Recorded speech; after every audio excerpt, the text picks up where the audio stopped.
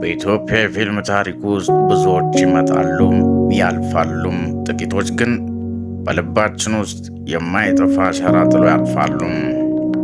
ስሙ ሲነሳ ሳቅ ቀዳሚ ትዝታችን የሆነው በንግግር ለዛውና በገጸ ባህሪ አሳላጭነቱ የሚታወቀው አርቲስት ነፃነት ወርቅነህ አንዱ ነው።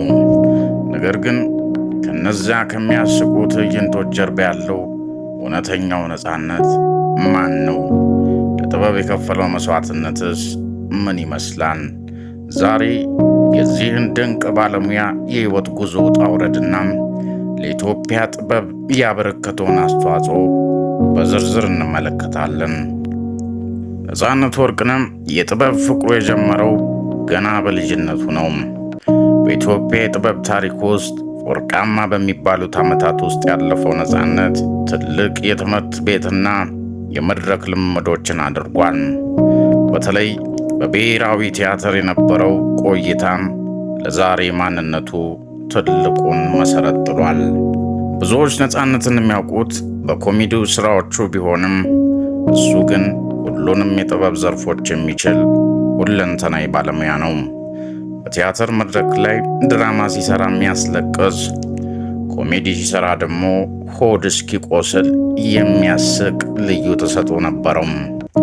ይህ ተሰጥኦ ነው ወደ ፊልሙ ዓለም ሲመጣም በናፍቆት እንዲጠበቅ ያደረገው። በ1990ዎቹ መጨረሻና በ2000ዎቹ መጀመሪያም የኢትዮጵያ የፊልም ኢንዱስትሪ በከፍተኛ ሁኔታ ማደግ ጀመረም።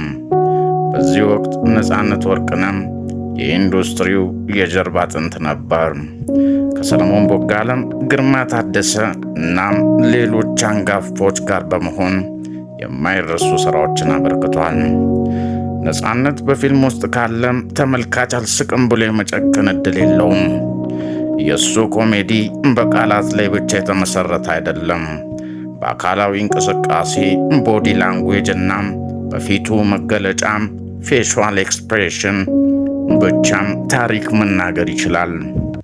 ባለጉዳዩ የተሰኘው ፊልም ላይ ያሳየው ብቃትም እስከ ዛሬም ድረስ እንደ ማጣቀሻ የሚጠቀስ ነው። ሕይወት ግን ሁልጊዜ እንደ ፊልም ስክሪፕት አልጋ ባልጋ አልነበረችም። ነፃነት ወርቅነህ በሕይወቱ ውስጥ ከባድ በሚባሉ የጤና እክሎች አልፏል። ይተርፋል የሚለው ጥያቄም የብዙዎች ጭንቀት ነበር። ነገር ግን ነፃነት ጠንካራ ሰው ነው። በሕመሙ ውስጥም ሆኖ ቢሆን ተስፋ ሳይቆርጥ በፈጣሪው ታምኖ ለጥበብ ያለውን ፍቅር አልቀነሰም። እንዲያውም ካገገመ በኋላ ወደ ሥራ ተመልሶ የሕዝብን ናፍቆት ለመወጣት ሞክሯል። ይህ ጽናቱም ለብዙ ወጣት አርቲስቶች ትልቅ ትምህርት ሆኖ አልፏል።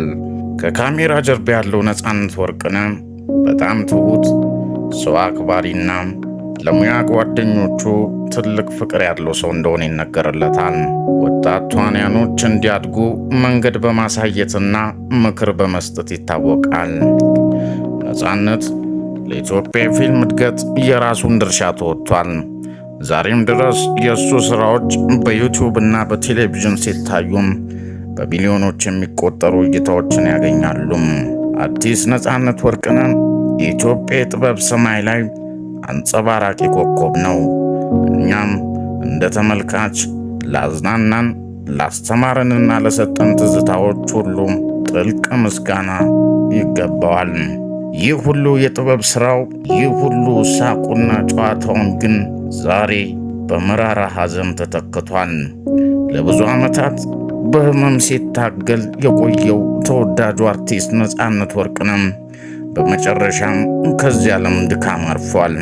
የነፃነት ሕልፈት ለኢትዮጵያ የጥበብ ቤተሰብ ትልቅ ክፍተትን የፈጠረው፣ እሱ በሥራዎቹ የብዙዎች ቤት በሳቅ ሲሞላ ቢኖርም ዛሬ ግን ቤታችንን በሐዘን ሞልቶ አልፏል።